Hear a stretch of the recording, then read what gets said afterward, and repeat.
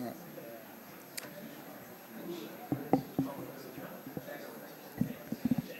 right, guys, thanks for coming today.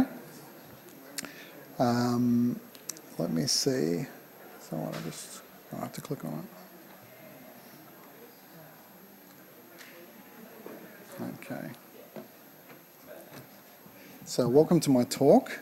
My name's Nic Wechter, and this is about my career journey to this point and some of what I've learned about designing games. I'm super excited to be here today and back in Melbourne for the first time since I moved away, which was in 1983 when I was 6 years old.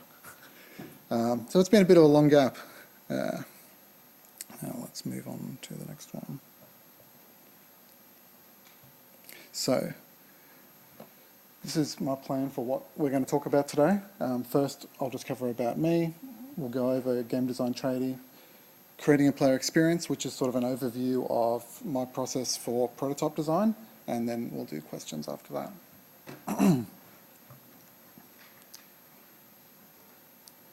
Before we get started, I'd just like to acknowledge that this event's taking place on Aboriginal land, the land of the Boonwurrung and Woiwurrung people of the Kulin Nation, and I'd like to pay my respects to the elders past and present.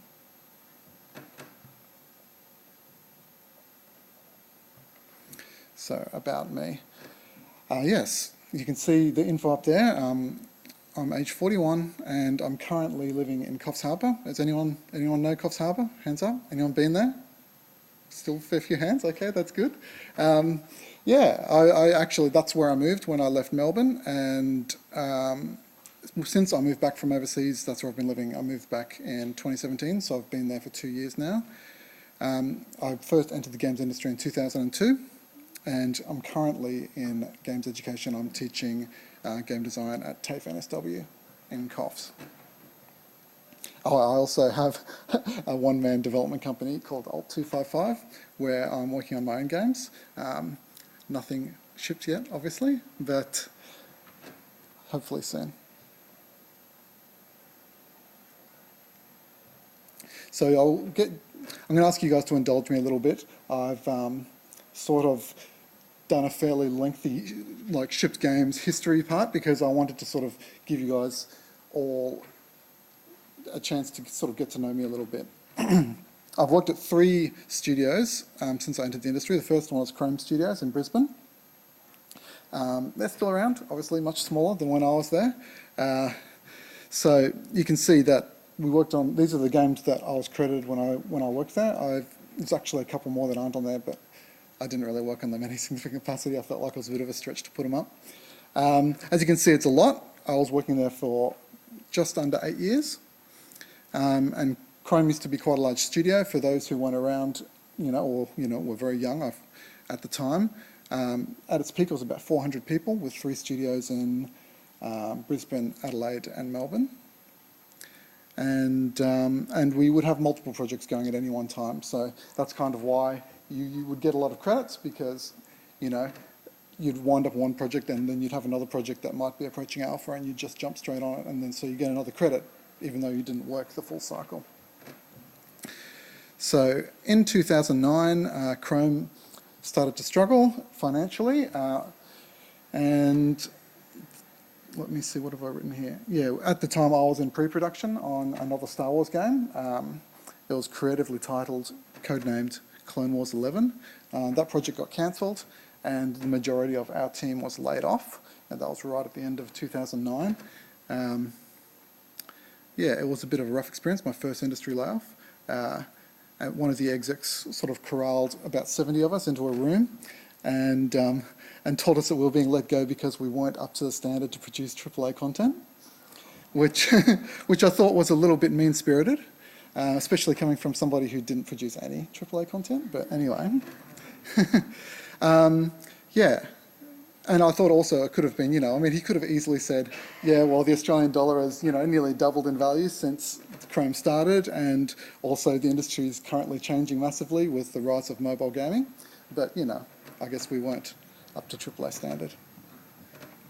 So, for me, I've got this sort of, some people would call it a personality flaw. when someone tells me that I can't do a thing, it makes me extremely determined to do it.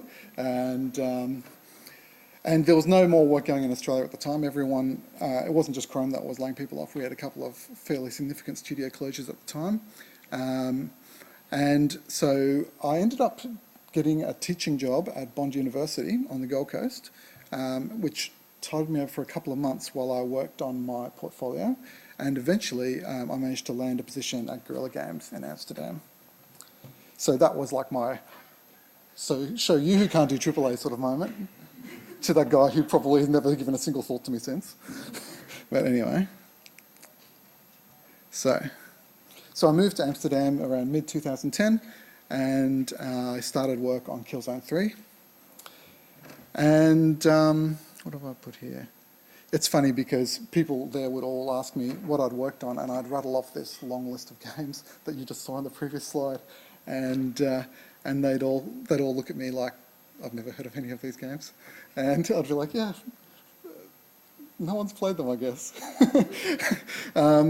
Amusingly, the one exception was Ty the Tasmanian Tiger, which was sort of Chrome's, tentpole game, I guess. That was, it was all our own IP, it was Australian themes. Anyone, I mean, I've got a feeling there might be some people in this room that actually worked on it as well.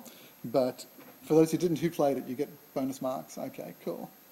I worked in all three of those games. Very fond memories. Anyway, it turns out that there's like a very small cult fan group for Thai in the Netherlands. Who knew? Yeah, I got there, started working on Killzone 3, finished Killzone 3, started work on what we then called Killzone 4, original, which was going to be a PS3 game at the time. And then, about midway through it, the PS4 came along, and I was like, oh, well, we should make it a launch game. Yeah, that's a great idea. And yeah, we did. And it became Killzone Shadowfall. Anyone played that? If you have, I'm very sorry. No, it's a fine game. I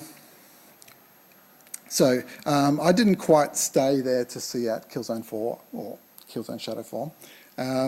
I got an offer to move to Vancouver and work on a new IP for Microsoft, and there's a lot of sort of things that you don't understand, I suppose, about living in a non-English speaking country that become very apparent. At the time I had 2 young children, and not knowing the language and stuff, it's difficult to explain when you haven't experienced it. But anyway, it seemed the idea of moving back to an English speaking country was appealing, so I decided to take it.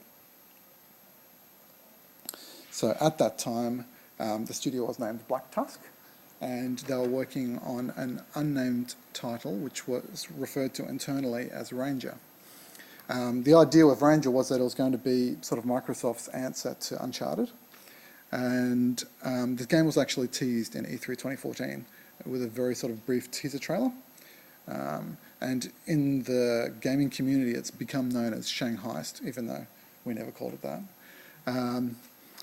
So I'll talk a little bit more about this game later on, but I suppose the main point with this game is that, and most of us who've worked on any number of games will have sort of had this experience where you start working on a game and you can't really see how it's ever going to be good.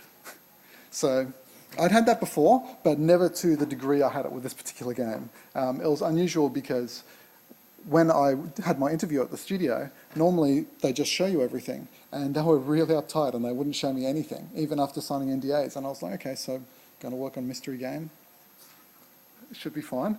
And when I got there and I had a look at it, and I was like, whoa, this game needs some love. But yeah, and so I'm going to come back to that. But then eventually, about 6 months after I started, Microsoft bought the rights to the Gears of War IP from Epic, and we became the Gears of War studio. And they renamed the studio to the Coalition, and this product was shelved. So, working on Gears, I was actually super excited to work on Gears. It was, Gears 3 was one of my favourite games, and yes, I like simple games. Yeah, it's actually a little bit cheeky of me to add Gears 5 because I only really worked on it at a very early prototyping stage, but they gave me special thanks in the credits, so I'm going to take it. And let me see. Yeah, Gears 4 was a tough game. It's funny because we built it on top of Gears 3, which is already a complete game that was amazing. So you'd think that it would be pretty easy to just make more Gears. But it's still a big game, and there was a lot of crunch towards the end, probably 6 months of crunch, working weekends. And towards the end, I was pretty badly burnt out. My wife had just given birth to our 4th child. And I wanted to try and spend more time at home. I'd been working 12-hour days for 6 months at that point, 7 days a week. And I also, anyone who's worked overseas as an Australian will be familiar with this, but you usually have a sponsored visa by your employer, which means you can't work anywhere else, and they've basically got complete control over your residency, and they can just pull the rug out from under you in a second, and then you lose your health insurance, you lose all your rights to be there, and I was just getting a little bit wary of that. So, because a bunch of people had been laid off, and so I decided to move back to Australia, which we did at the start of 2017. So, and we get to now. So now I work, as I said at the start of the talk, for TAFE NSW in Coffs Harbour. I also teach at the Port Macquarie and Grafton campuses. The bulk of my teaching is Diploma of Digital Games and Cert 4 Games, which there's a lot of crossover between those two qualifications. Basically, a lot of students will sort of see if they might be interested in game dev and do Cert 4 Games, and if they love it, they do Diploma. They're both one-year courses, and Diploma is just a little bit more difficult. And you sort of cover a little bit of most aspects of game development, a little bit of sound design, a little bit of 3D, a little bit of 2D, a little bit of cinematics, a little bit of story stuff. I mostly teach design, but you know, we don't have anyone in Coffs Harbour who has game industry experience except for me. So I've also ended up teaching animation. These are things that I can do. I wouldn't ever call myself an animator, but you know, I can move a car from one end of a racetrack to another with keyframes. So I guess that counts for something. Let me see. So now. Okay, I'm conscious of the fact that some people might not be aware what TAFE actually is, particularly if they're not Australians or didn't grow up in Australia. So TAFE is a government-owned education provider. TAFE focuses on like vocational sort of hands-on skills-based training as opposed to more academic style training. A lot of people who go to TAFE typically I'm generalising here, but they typically tend to be people who weren't high-performing students, I guess. That's a horrible thing to say, but you know, people who didn't fit in amazingly in the traditional education system, I guess. People who wanted to, you know, do something that doesn't require like the length of time that like a 3 to 4 year commitment like you would have at university, or people who just want to sort of see if they might be interested in a particular career. We also get a lot of older people who are considering changing careers. I've got an entire class of people that are over 50 and enjoy gaming and thought that they might be interested in trying to learn how, which is actually super cool, and they're some of my best students. But so it's very atypical, I guess, to your typical game development student. Let me see. So another thing about TAFE is that we have a large amount of students with either disabilities or learning difficulties. Probably about 25% to 50% of my classes I'll have students with various levels at various ranges on the autism spectrum. And it's a lot of the time these people haven't really been given an opportunity, like a lot of these kids are huge into gaming and they have never really been given an opportunity to learn how to do it in a way that suits their learning style. We've got a lot of support for students like that at TAFE, like we can have someone sit next to them and help them with things, which makes a massive difference, especially for students who have, you know, literacy difficulties or whatever. So let me see. And the other thing that's good about TAFE is that you don't typically teach like, you know, 40 hours a week, so it gives me time to work on my own projects. So, now we're to the second part of the talk. What even is a game design tradie? Can anyone guess? No? Okay. Okay, I'm going to say a couple of quick caveats here because I'm conscious of the fact that I might be going against a little bit of conventional wisdom when it comes to game development. I'm not doing that in a way to be like edgy or like intense. I'm basically just going to be talking to you guys about my experience, what's worked for me. I don't particularly think that like I said, there is a right or wrong way of doing anything. I've been doing game development for long enough now that I've seen a lot of wrong ways and I've seen a lot of right ways, and I've had difficulty telling, there doesn't seem to be a real pattern to what works and what won't. Let's put it that way. Sometimes the things that you don't think work end up working amazingly. And so I don't judge what other people choose to do. If it works for you and it makes you happy, that's all I care about. What I want to do is share what I've learnt, and hopefully for some people who have never considered that perspective, well then it'll be something that can be validating for them, and it might make them think about things differently. Now, I'd also like to point out that I'm sure that everybody in this room is incredibly talented and amazing, and I'm not just saying that because you came to listen to me speak. Yeah, and like I said, I'll just a little caveat to make sure that no one goes, oh, okay, Nic, that's just straight up wrong, and you can do that, you can say that, and I'll be like, okay, well, possibly, but let's have a talk about it. I mean, I'm always interested in talking about it, and I might end up disagreeing, and that's fine. The whole point is that we learn from each other. Okay, so once again, for non-Australians, tradie is Australian slang for trade person. They're identifiable in Australia by the infamous high-vis shirt. Okay. Not all tradies wear high-vis shirts, but if they're wearing a high-vis, they're probably a tradie. Now, there's a couple of different sorts. There's also the sort that's more of a conventional jacket with a collar. Interestingly, I was overseas for 7 years, and I didn't think about it until I got back to Australia, but no one wears these over there. No one.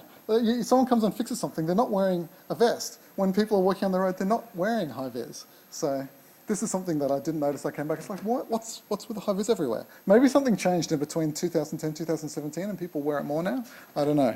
I never noticed it before I moved overseas. I've also put in one of our favourite versions of high-vis, the politician wearing high-vis for a photo shoot.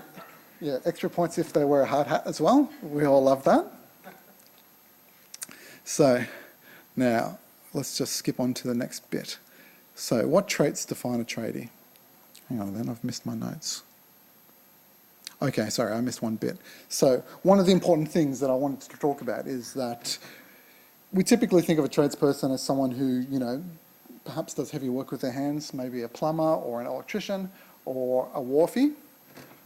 But I think that actually, if we sit and think about it a bit more, that definition is a little bit more fluid. Like I would think of like a barista that makes your coffee. I would consider them a tradesperson, even though they don't typically wear high-vis. And the same thing for an artist painting a street mural, or even someone like who might crochet cute baby rompers to sell on Etsy. I would consider them tradespeople as well. Now, so with that in mind, what traits would I describe that most tradies have in common? So generally speaking, I would consider most tradies, there's not formal education required. Now, I've got a couple of points here, and not all of them are absolutes. They're all generalisations. Obviously, you would consider something like an apprenticeship could be considered formal training or formal education. But I would say that it differs somewhat because you're doing all your training on the job. There's no sort of theory component where you sit there and learn the rules. You're sort of learning by performing the task. And I think that's really the main key point that differentiates a tradie from, let's say, a professional. I hate these definitions. If someone could come up with a better term than professional, other people, I don't know, something like that. Yeah. Let me see.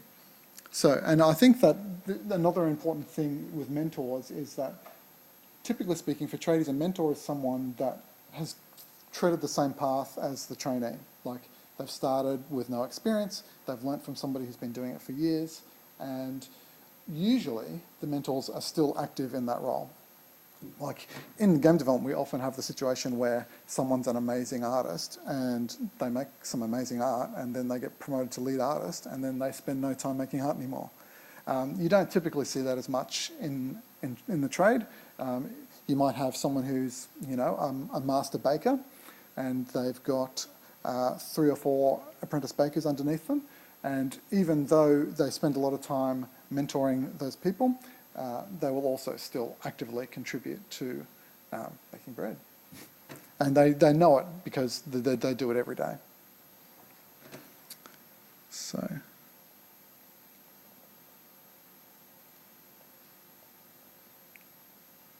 yes, and yeah, I would consider another point is that you won't ever be asked, you know, if you're applying for, you know, let's say a role as a barista or something like that, or an artist, you'll never be asked, oh, what can you prove, how do you prove to me that you know what you're talking about? It's all about what you can demonstrate. And this is, you're probably starting to get a bit of an idea where I'm drawing the comparison to a typical game designer here. Okay, so why don't we consider game design a trade? Well, we don't like spend our time lifting heavy things and putting them on trucks. So that means that we're different, right? Most of us sit in butts in front of a screen listening to podcasts half the day while we adjust collision volumes. But, but that said, I think that you could still argue that that is a trade. You're still doing something. It's a virtual thing. Like, it's not physical, but you're still, you know, a concrete block is still a collision volume in a way. So many of us have formal education. I personally don't.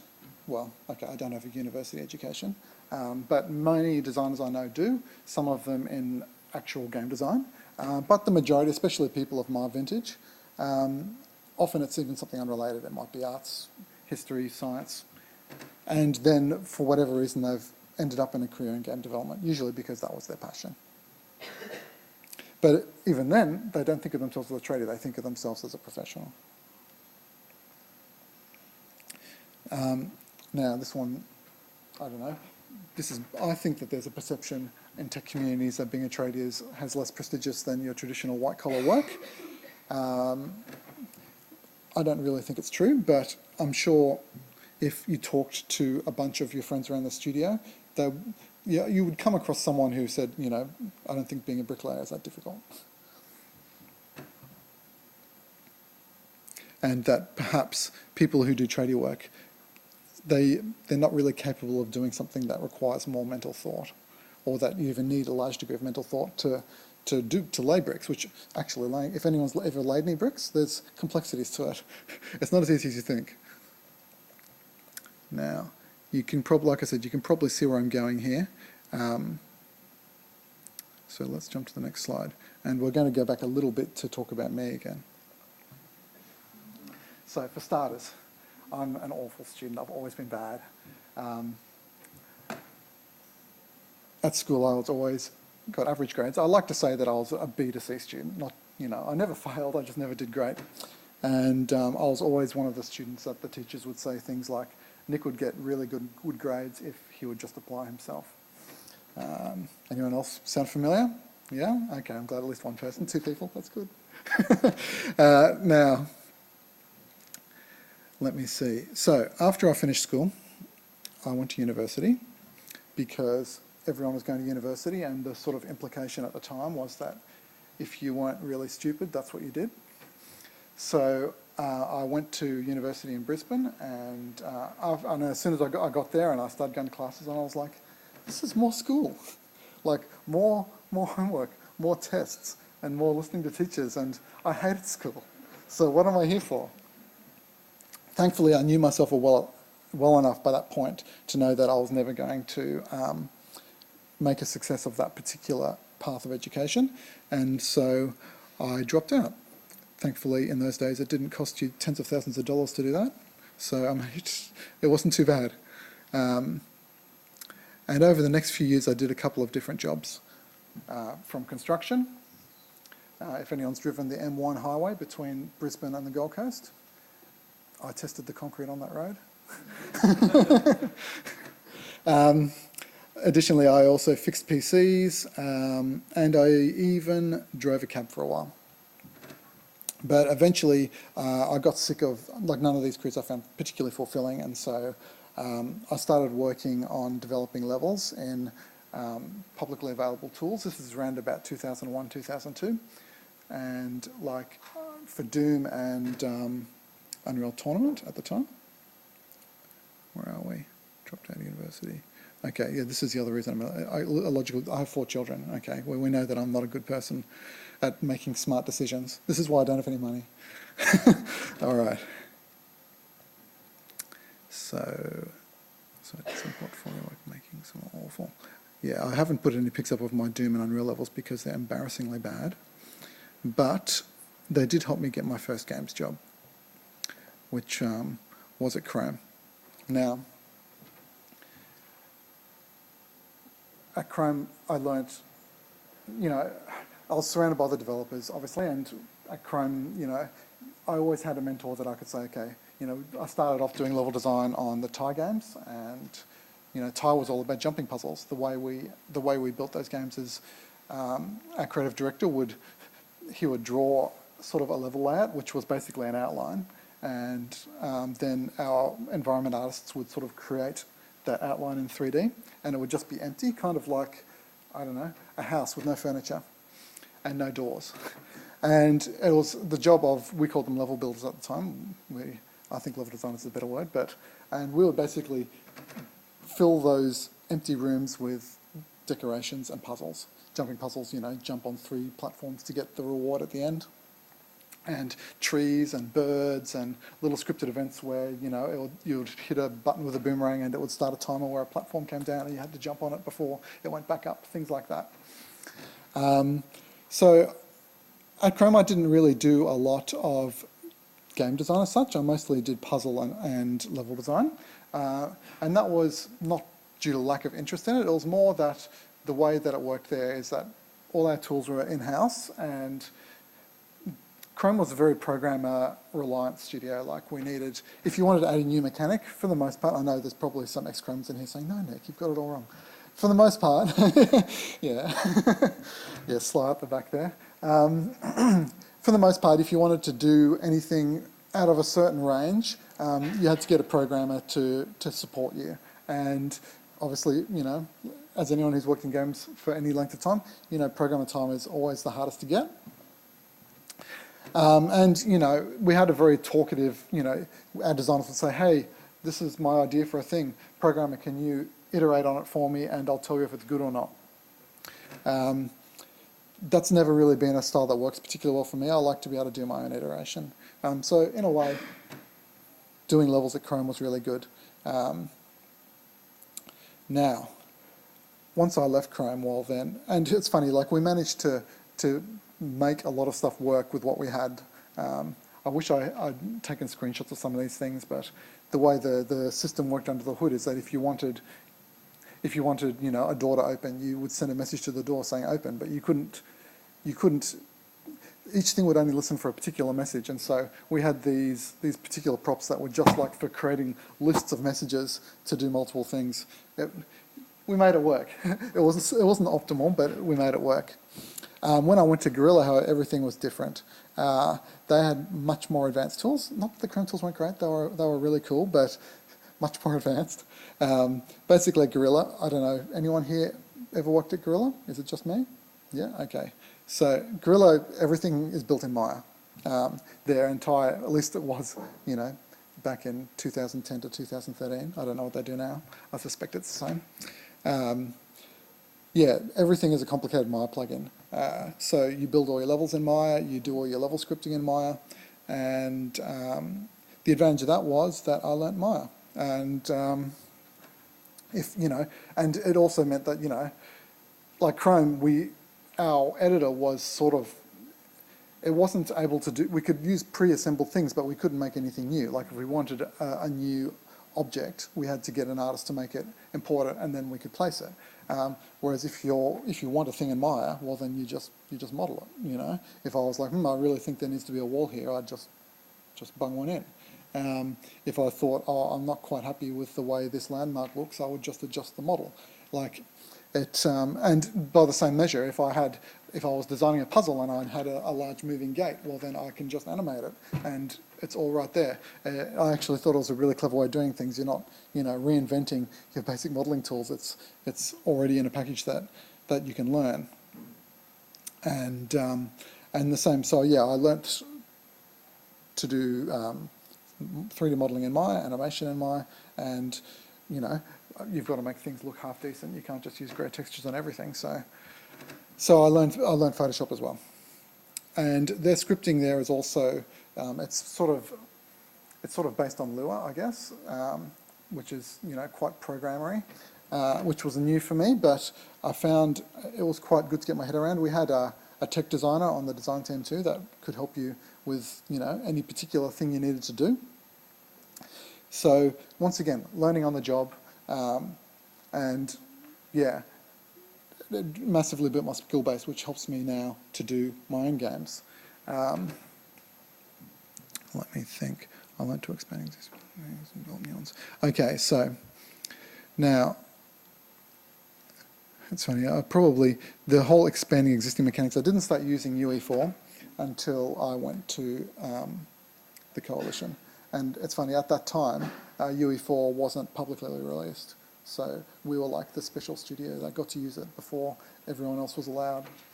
And I remember when I first opened up those levels and saw these long chains of events, and I was just like, this is a nightmare. But it's funny because before long, I mean, I've got a love-hate relationship with UE4. I think it's an amazing tool. I wouldn't use anything else nowadays, but it's got so many annoying quirks. So many things were easier at Gorilla. Like, I remember one example is messaging. Like, for example, if I wanted to tell a door to open in Gorilla's toolset, I would just broadcast a message to the entire game that said, open this particular door, and I would set that door to listen for that message. Super easy. And I remember trying to do the same thing when I first started using UE4, and the door and the thing that's telling the door to open weren't in the same sublevel. So, as anyone who's done any significant amount of work in UE4, one of the most frustrating things is trying to get a reference to objects that aren't in the same sublevel.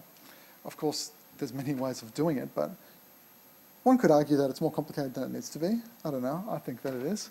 I think that that's one area that consistently, I know it's something my students consistently struggle with, and even though I'm well used to the workarounds, I still find it frustrating. Anyway, and I went to tech designer and I was like, why can't I just message the door? And he was like, well, we can't broadcast that message to the entire game. We don't know what it's going to do. It always worked okay for Killzone 1, Killzone 2, Killzone 3, and Horizon Zero Dawn, but anyway. Apparently it was a problem.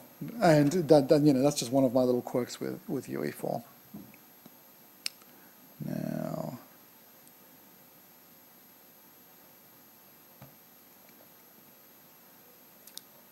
let me see. Sorry, I'm just making sure I've covered all my points. Okay. So, on Gears 4, I sort of got the reputation as the guy that would do things that hadn't been done in Gears, which people, if anyone's played Gears 4, they're probably like, Nick, that game didn't do anything new. But it actually did. There were several things, like we had one of the, for example, the on-rails level. I know they've done on-rails levels before, but this one was on a different scale to they'd been done before. Previous ones were just basically a long cutscene with the player able to aim during the cutscene. I prototyped the playable vehicle, basically. I designed the vehicle, made it work, made a level to play it in, made it fun, and then the rest of the team made it look nice.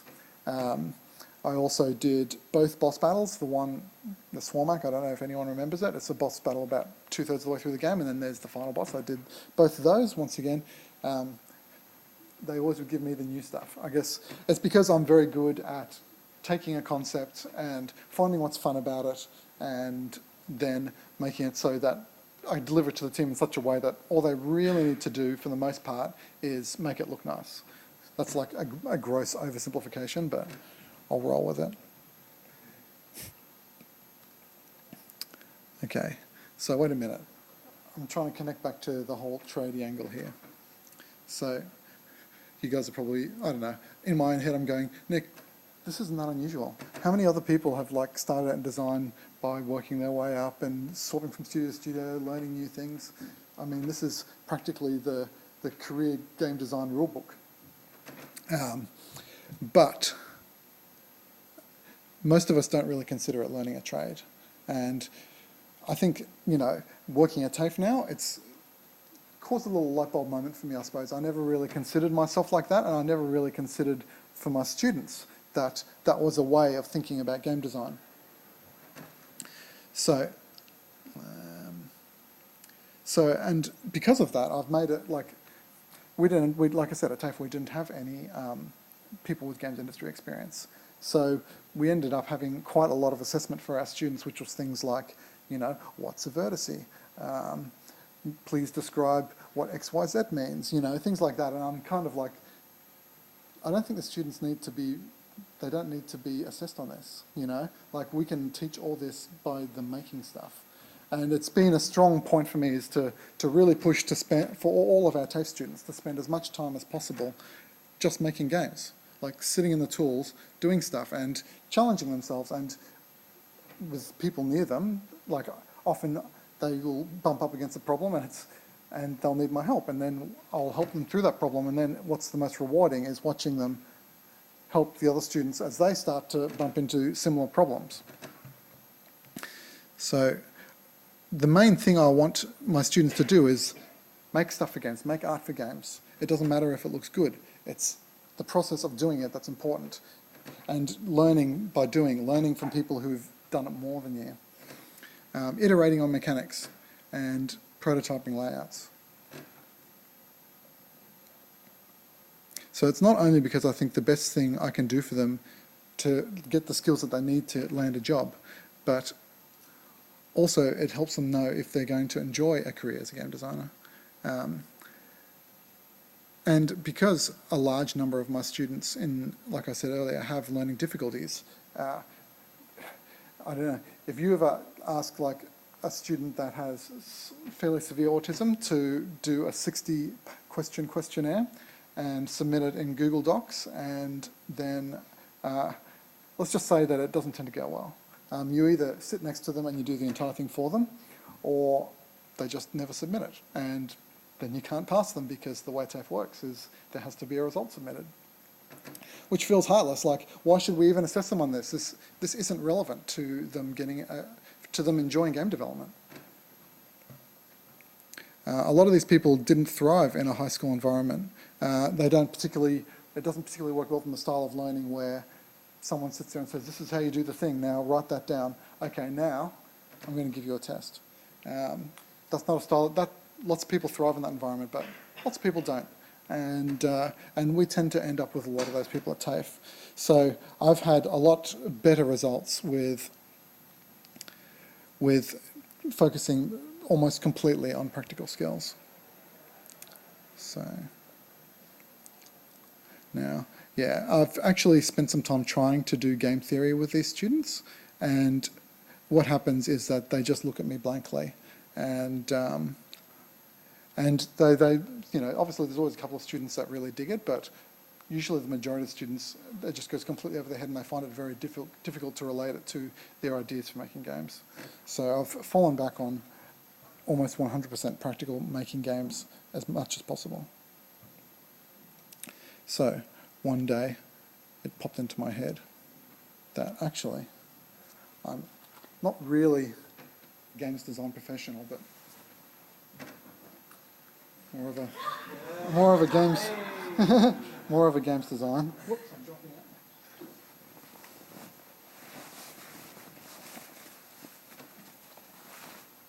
I'm going to be hot in this. More of a games design tradie.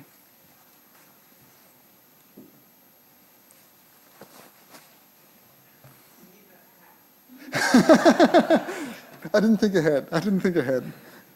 I need the big heavy boots as well. This will never pass. This will never pass. What's the word? The safety stuff? OHS, that's the one. Another term that doesn't exist overseas. Okay. Am I basically a game design tradie? Well, we just said yes. Am I the game design equivalent of a master brewer? I kind of think I am. I haven't ever learnt game design. I've only ever learnt by making games.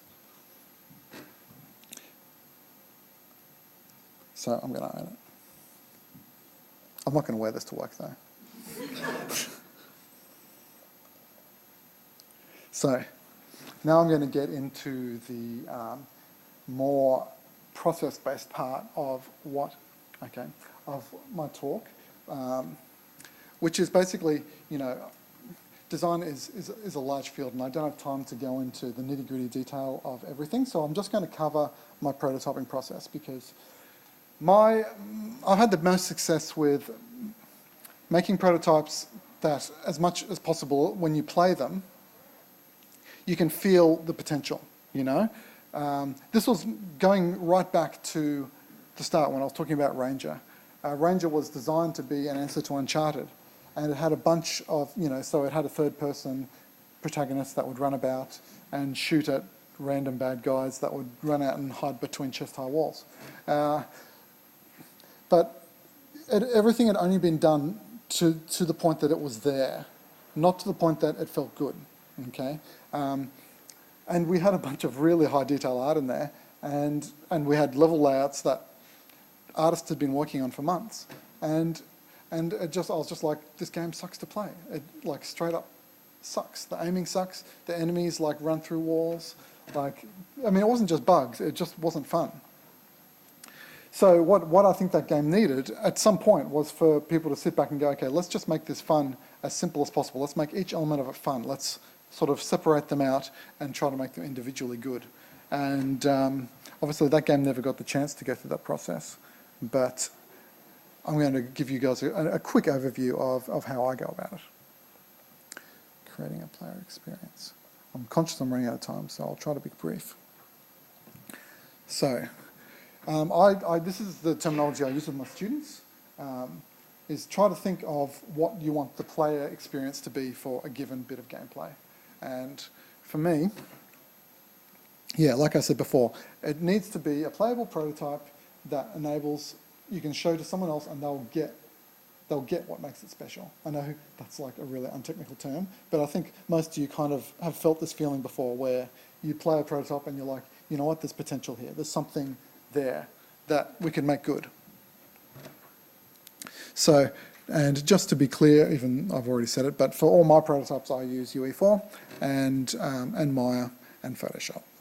Now, the main thing with these prototypes is to be able to iterate quickly. So you can use whatever tools you like, whatever allows you to do it the fastest. That's what I use. So let me see. So these are the basic assumptions that drive this process for me. Okay, I know all game development is inherently chaos. We've all experienced this when, your overseas publisher runs in and says, I saw this game and it had a really cool thing, it needs to be in tomorrow, or I don't know, your Unreal pushes a new game update and your game is broken overnight. So every game is different, even games that are similar, you don't know, until you start making them, you don't realise how incredibly different they are, and everything needs to be playable. So first I'll cover development as chaos. So every game I've ever worked on has been chaos. Sometimes it's really intense and other times it eases off a bit. And typically we think of, oh, this is a producer's job. Producer's job is to try and reduce the amount of chaos. And I think, that is true, but I think as a designer, what we can do to do that is to make it that our work is as good as it can be before we show it to anybody, before we ask people to start working on it. So what I will do is I like to do it on my own, and because I can do modelling and all the rest, I'm quite capable of making prototypes solo, but with my students, I often find that works better in groups of 3 or less. And yeah, you have to give yourself some sort of deadline. That's super important because otherwise, I mean, nothing's ever good enough. You can always make it better. So if you don't give yourself some kind of deadline, well then you'll never have a way to be able to sit back and go, oh, let's just look at what we've got here for a second. Now, I like to make sure that my experiences aren't too big because you can't say, like I'll never, even though the game itself as a whole, Gears of War 4 is an experience. Okay. How much time do I have left? 5 minutes, okay. It's an experience, but I like to divide it up into smaller experiences. The experience of aiming a gun, the experience of, what is this boss battle about? The experience of a single combat encounter, or perhaps a couple of smaller combat encounters in a row. Now let's see.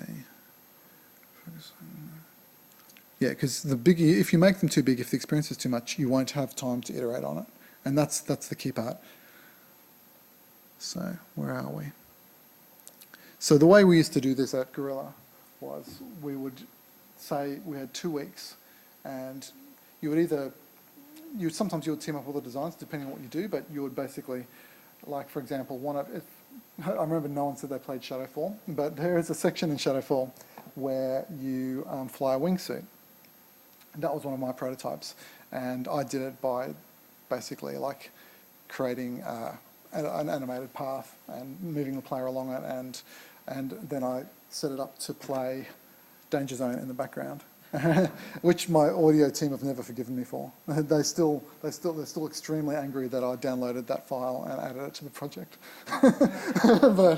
but anyway, in the end, it was fine, and it communicated what was special about that gameplay. All it was I took the player model, I cut his arms off, stuck them in front of the camera like that, basically, and then I had a spline, and the player would move along it at a set pace.